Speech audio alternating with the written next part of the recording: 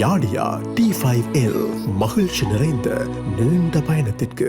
ஓம் யாசா பத்மாசனஸ்தாம் விபுலகடிதடீம் பத்மவத்ராஜதாக்கீம் கம்பீரா வர்தனா விஸ்தனபிரணமிதாம் சுப்ரவஸ்திரோக்தரியாம் லக்ஷ்மீம் திபீர்கஜேந்திரை மணிகணகஜிதை ஸ்தாபிதா ஹேமகும்பை நித்யம் சா பத்மகஸ்தா மம வசதி கிருகே சர்வமாங்கல்யயுக்தா. ஓம் மகாலக்ஷ்மீ ச வித்மஹே விஷ்ணுபத்னி ச தீமஹி தன்னோ லக்ஷ்மி பிரச்சோதயாத். ஓம் நமச்சிவாய. மேன்மைகள் சைவ நீதி விளங்குக உலகமெல்லாம். நோயற்ற வாழ்வே குறைவற்ற செல்வம். அந்த நோய் நொடிகள் இல்லாத வாழ்வு இந்த உலக மக்கள் எல்லோரும் வாழ வேண்டும் என்று கலியுகத்தின் காந்தமலை ஜோதியாகிய சபரிமலை சுவாமி ஐயப்பனுடைய திருவடிகளை சிறந்தாழ்த்தி டான் தமிழொலி ஓம் தொலைக்காட்சி நேயர்கள் அனைவருக்கும் சர்வதேச இந்து மத குறிப்பீடம் அகில இலங்கை சபரிமலை ஸ்ரீ சாஸ்தாபீடம் சார்பில் இனிய வணக்கங்களும் நல்லாசிகளும். என்றும் மங்களகரமான விஸ்வாவசு வருஷம் பங்குனி மாதம் 13ஆம் நாள் 27/3/2026 வெள்ளிக்கிழமை.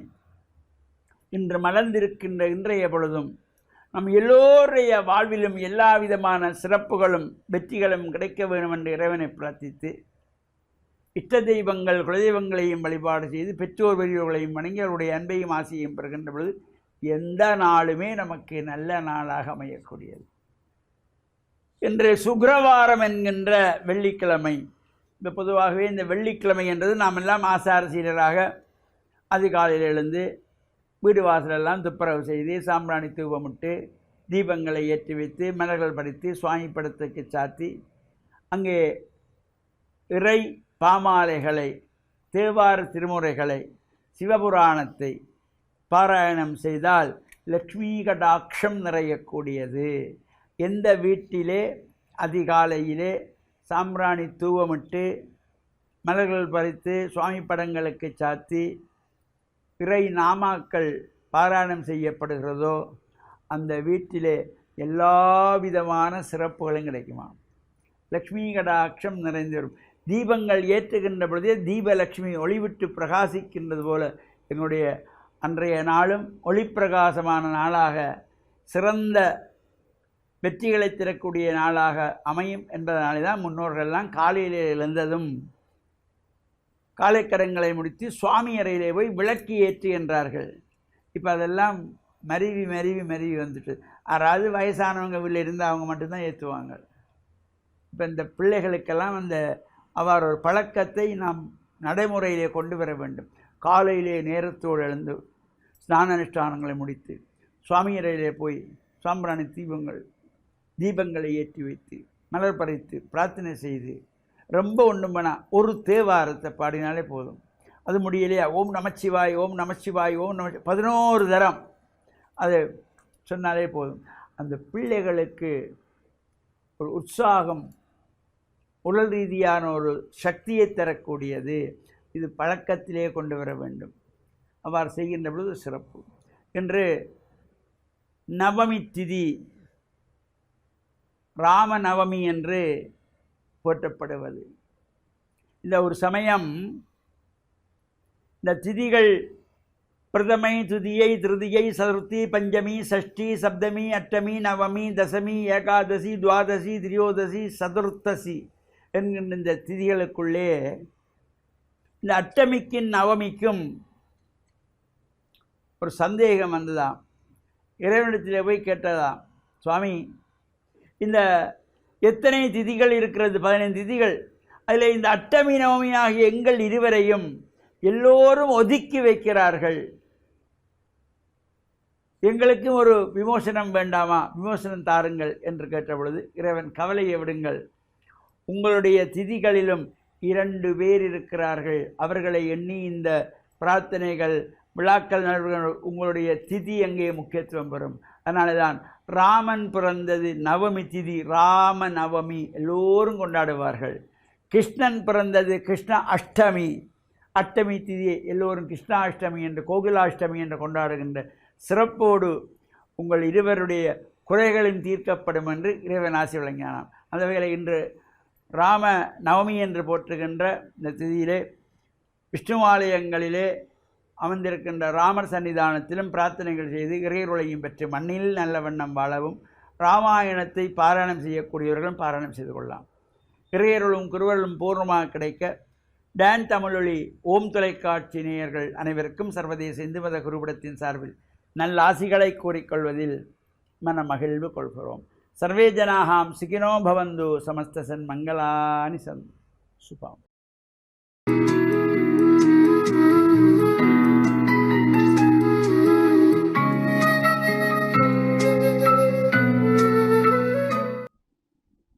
இறை இயேசுவில் என் அன்பு நெஞ்சங்களே, கிறிஸ்தவ நற்சிந்தனை வேளையில் உங்களை சந்திப்பதிலே எனக்கு மிக்க மகிழ்ச்சி.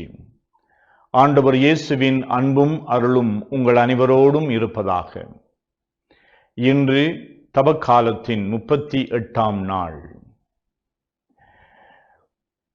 இயேசுவினுடைய வாழ்வில் அவருடைய இறுதி கட்டத்திலே, அதாவது வாழ்வினுடைய இறுதி கட்டத்திலே சாவை எதிர்கொண்டு வருகின்ற அவருடைய அந்த வாழ்க்கை நாட்களிலே யூதர்களுக்கும் அல்லது யூத தலைவர்களுக்கும் மத தலைவர்களுக்கும் இயேசுவுக்கும் இடையிலே இந்த முரண்பாடு மிகவும் அதிகரித்து கொண்டு வந்ததை நாங்கள் பார்க்கலாம். ஏன் இந்த முரண்பாடு என்று சொன்னால், இயேசு படிப்படியாக தான் யார் என்று இந்த உலகு அறிவதற்கு தன்னை வெளிப்படுத்துகின்றார். கடவுளுடைய மகன் என்று சொல்லுகின்றார். நானும் தந்தையும் ஒன்று என்று சொல்லுகின்றார். அப்பொழுது அந்த மக்களுக்கு அது ஒரு தேவ தூஷணமாக இருந்தது. அதனால் அவரை கல்லாலே எறிய வேண்டும் என்று சொல்லி கற்களை எல்லாம் எடுக்கின்றார்கள். பல தடவைகளிலே இயேசுவை கொல்ல வேண்டும் என்று மக்கள், அதாவது மக்களினுடைய தலைவர்கள், சமய தலைவர்கள், அவர்கள் இப்படியான செயல்களிலே ஈடுபடுவதற்கான காரணம், அவர்கள் இந்த மதத்தை பற்றி, கடவுளை பற்றி கொண்டிருந்த அறிவு ஒரு தவறான அறிவாக இருந்தது. இறைவன் தன்னை இந்த யூத மக்களுக்கு, இஸ்ராயல் மக்களுக்கு அவர்களை தெரிவு செய்து தன்னை வெளிப்படுத்தி தன்னுடைய தூதுவர்களை, இறைவாக்கினர்களை, அவர்களுடைய வழிகாட்டிகளாக அரசர்களை எப்படி என்று சொல்லியெல்லாம் அவர்களுக்கு கொடுத்து இந்த மக்களினுடைய விடுதலைக்காக தான் எப்பொழுதும் கண்ணும் கருத்துமாக இருக்கின்றார் என்று சொல்லி இறைவனுடைய திட்டம் முழுவதும் மக்களை மீட்பதுதான் என்பதை வெளிப்படுத்தி கொண்டு வந்தார்.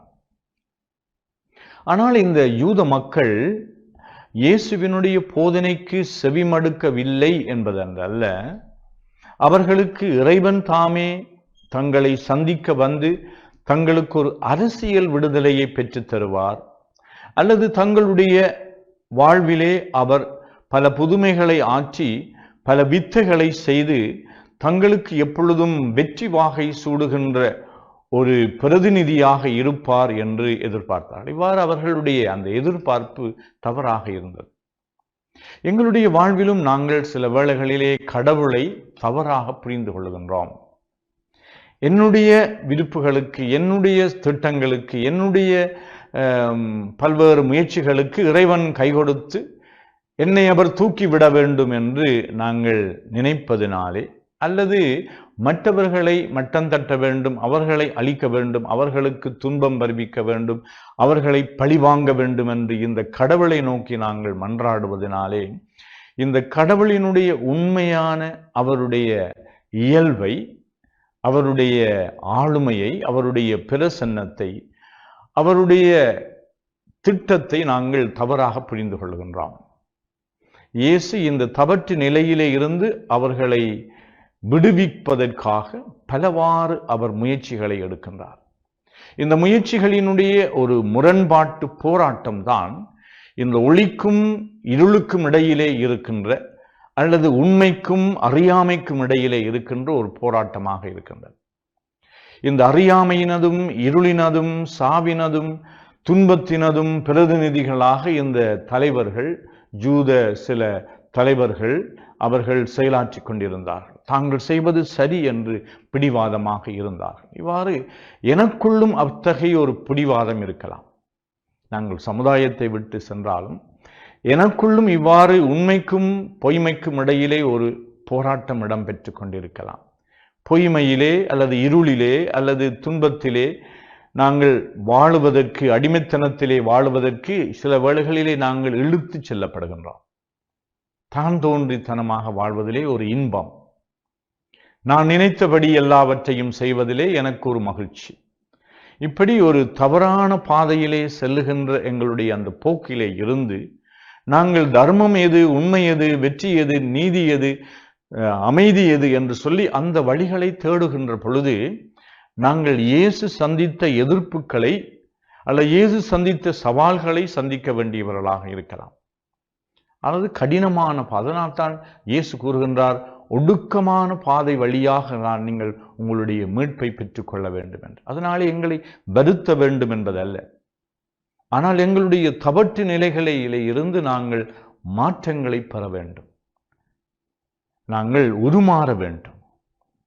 கிறிஸ்து எவ்வாறு தன்னுடைய இந்த சிலுவை வழியின் வழியாக, சிலுவை பாதையின் வழியாக துன்பங்களை மனமுவந்து ஏற்றுக்கொள்வதனூடாக, தியாகங்களை செய்வதனூடாக தன்னை அவர் ஒளிர வைத்தார். பிரகாசமாக இந்த உலகத்திலே ஒளிர்ந்தார், இந்த உலகத்தின் ஒளியாக விளங்கினார். எங்களுடைய வாழ்வும் அப்பொழுதும் ஒரு ஒளிமயமான வாழ்வாக மலருவதற்கு நாங்கள் எங்களுடைய வாழ்க்கையிலே சில மாற்றங்களை ஏற்படுத்தி நன்மையை தேடுகின்றவர்களாக, நன்மையை விரும்புகின்றவர்களாக, பிறரை அன்பு செய்கின்றவர்களாக, உண்மையாகவே இரக்க உணர்வு கொண்டவர்களாக எங்களுடைய வாழ்வை நாங்கள் மாற்றிக்கொள்ளுகின்ற பொழுது நிச்சயமாக கடவுளுடைய அந்த இயல்பிலே நாங்கள் பங்கேற்கின்றோம். தந்தையும் நானும் ஒன்று என்று இயேசு கூறுகின்ற பொழுது இறை மகன் என்று தன்னை வெளிப்படுத்துகின்றார். அவ்வாறு நாங்கள் ஒவ்வொருவரும் அந்த இறைவனுடைய பிள்ளை. அனுதினம் காலையிலே எழுகின்ற பொழுது நான் கடவுளுடைய அன்பான இந்த தெய்வத்தினுடைய பிள்ளை என்று சொல்லி என்னை நான் சிறப்பிக்கின்ற பொழுது என்னுடைய எண்ணங்களும், என்னுடைய செயல்களும், என்னுடைய பேச்சும், என்னுடைய நடவடிக்கைகள் எல்லாம் அந்த இறைவனுடைய இயல்புக்கு ஏற்ப என்னுடைய வாழ்க்கையிலே நிச்சயமாக மாற்றங்கள் எழும். அதை நாங்கள் மகிழ்ச்சியோடு அனுபவிக்கும். உள்ளார்ந்த அமைதியும் மகிழ்ச்சியும் உங்கள் அனைவருக்கும் கிடைக்க வேண்டும் என்று இந்த நாளிலே இறைவனை பார்த்து அருள் வேண்டி நிற்கின்றேன். ஆமென்.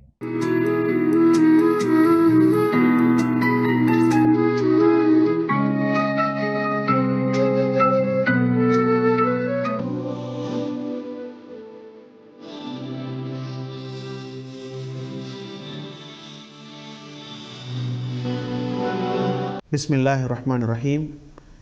இஸ்லாமிய நற்சிந்தனையோடு இணைந்திருக்கக்கூடிய நேயர்கள், பார்வையாளர்கள் அனைவருக்கும் அஸ்ஸலாமு அலைக்கும் வரஹ்மத்துல்லாஹி வபரகாத்துஹு. இன்றைய இஸ்லாமிய நற்சிந்தனையினூடாக நபி முஹம்மது ஸல்லல்லாஹு அலைஹி வஸல்லம் அவர்களின் வணக்க வழிபாடுகள், இபாதத்துக்கள் எப்படி இருந்தது என்பதை ரத்தின சுருக்கமாக உங்களுடைய கவனத்திற்கு கொண்டு வரலாம் என்று ஆசைப்படுகின்றேன்.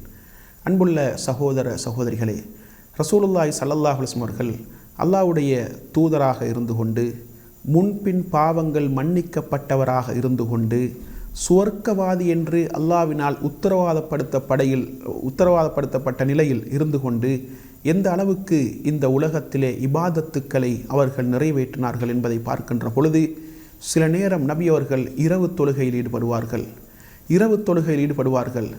நபி அவர்கள் அந்த தொழுகையிலே அல்லாஹ்வுடைய வசனங்களை ஓதி கண்ணீர் வடிப்பார்கள். அந்த நேரத்திலே அழுது அவர்களுடைய நெஞ்சிலே இருந்து ஒலிக்கக்கூடிய அந்த ஓசை ஒரு தண்ணீரை பாத்திரத்திலே ஊற்றி கொதிக்க வைத்தால் எப்படியான சத்தம் ஏற்படுமோ அந்த சத்தம் நபிகளாருடைய உள்ளத்திலிருந்து ஒலிக்கக்கூடிய அளவுக்கு அழுது அல்லாஹ்வுடைய வசனங்களை ஓதி தொழுகையை நபி அவர்கள் நிறைவேற்றுவார்கள். சில பொழுதுகளில் நபி அவர்கள் தொழுவார்கள், கால்கள் வீங்குகின்ற அளவுக்கு இபாதத்தில் அதிகமாக ஈடுபடுவார்கள். அந்த நேரத்தில் சஹாபாக்கள் கேட்பார்கள், அல்லாஹ்வின் தூதரே, நீங்கள் முன்பின் பாவங்கள் மன்னிக்கப்பட்டவர், நீங்கள் முன்பின் பாவங்கள் மன்னிக்கப்பட்டவராக இருந்து கொண்டு கால்கள் இந்த அளவுக்கு வீங்குகின்ற அளவுக்கு ஏன் சிரமப்பட்டு நீங்கள் தொழ வேண்டும், நீங்கள் வணக்கம் புரிய வேண்டும் என்று கேட்ட நேரத்திலே நபி அவர்கள் சொல்லுவார்கள், அதாவது அஃபலா அகூனு அப்தன் ஷக்கூரா, அல்லாவுக்கு நன்றியுள்ள ஒரு அடியானாக நான் இருக்கக்கூடாதா? என்னுடைய பாவங்களை எல்லாம் மன்னித்தான், எனக்கு சுவனத்தை வாக்களித்திருக்கின்றான், எனவே அந்த ரஹ்மானுக்கு நன்றி உள்ளவனாக நான் இருக்கக்கூடாதா என்று நபி அவர்கள் கேட்பார்கள். அந்த அளவுக்கு வணக்க வழிபாடுகளில் ஆர்வத்தோடும் ஆசையோடும் ஈடுபடுவார்கள்.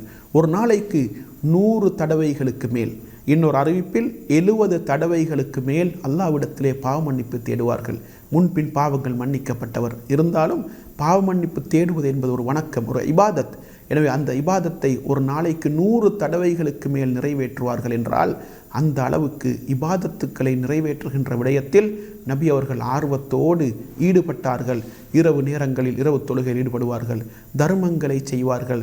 தனக்கு இல்லை என்றாலும் இருப்பதை கொடுத்து தர்மம் செய்து வணக்கத்தை நிறைவேற்றுகின்ற பக்குவம் நபிகளாரிடத்திலே இருந்திருக்கின்றது. அதே போன்று நபிகளாருடைய மனைமார்களை கூட அப்படியான பாதையிலே, அப்படியான ஒரு அடிப்படையிலே வளர்த்தெடுத்தார்கள், பயிற்சிகளை கொடுத்தார்கள் என்பதை நாங்கள் புரிந்து கொள்ளலாம்.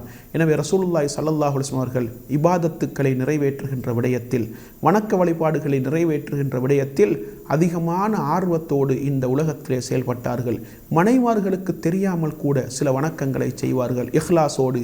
அல்லாஹ்வுக்கு தெரிந்தால் மாத்திரம் போதும், அல்லாஹ்வை திருப்திப்படுத்துவதற்காக மாத்திரம் இரகசியமாக வணக்க வழிபாடுகளை நிறைவேற்றக்கூடியவர்களாக நபி அவர்கள் இருந்தார்கள்.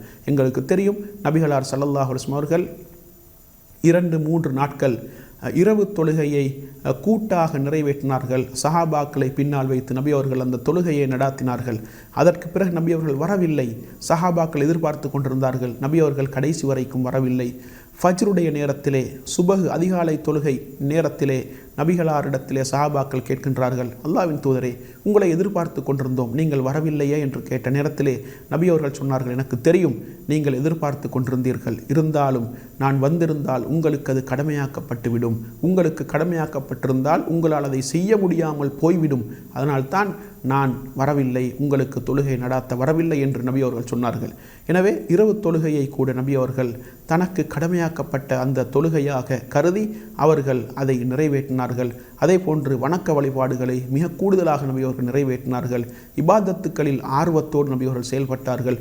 இந்த உலகத்திலே எவரும் நிறைவேற்றாத அளவுக்கு அதிகமான வணக்க வழிபாடுகளை நபிகளார் நிறைவேற்றினார்கள். எனவே அல்லாஹ்வுடைய தூதை சொல்லுவதற்கு வந்தவர், அல்லாஹ்வுடைய தூதராக வந்துதித்தவர், அல்லாஹ்வுடைய மார்க்கத்தை பிரச்சாரம் செய்ய வந்தவர், மக்களுக்கு முன்மாதிரியாக வாழ்ந்து காட்ட வேண்டும் என்பதற்காக வேண்டி எவரும் நிறைவேற்றாத அளவுக்கு இபாதத்துக்களை, வணக்க வழிபாடுகளை இந்த மண்ணிலே நிறைவேற்றினார்கள். கால்கள் வீங்குகின்ற அளவுக்கு நின்று வணங்கினார்கள், அல்லாஹ்விடத்திலே பாவ மன்னிப்பு தேடினார்கள், சுன்னத்தான வணக்கங்களை நிறைவேற்றினார்கள், கடமையான வணக்கங்களை கூட உரிய நேரத்தில் ஆர்வத்தோடு நிறைவேற்றினார்கள். எனவே இபாதத்துக்களை அதிகமாக ஆசையோடும் ஆர்வத்தோடும் அல்லாஹ்வின் தூதர் ஸல்லல்லாஹு அலைஹி வஸல்லம் அவர்கள் நிறைவேற்றி இருக்கின்றார்கள் என்பதை மிக தெளிவாக வரலாற்றின் மூலம் நாங்கள் புரிந்து கொள்ள முடியும். எனவே அல்லாஹ்வுக்கு கட்டுப்பட்டு வாழக்கூடிய நாங்கள் அல்லாஹ்வுடைய திருப்தியை மாத்திரம் இலக்காக கொண்டு மறுமையில் சுவன இலக்கை அடைய வேண்டும் என்ற ஆர்வத்தோடு வாழக்கூடிய நாங்கள் ஆர்வத்தோடும் ஆசையோடும் உள்ளச்சத்தோடும் அல்லாஹ்வை திருப்திப்படுத்துவதற்காக மாத்திரம் இபாதத்துக்களை, வணக்க வழிபாடுகளை நிறைவேற்றி அதன் மூலம் அல்லாஹ்வுடைய சுவனத்தை அடைவதற்கு வல்லவன் ரஹ்மான் எனக்கும் உங்கள் அனைவருக்கும் துணை புரிவானாக. வாஹிர் தஅவானா அனில் ஹம்துலில்லாஹி ரப்பில் ஆலமீன்.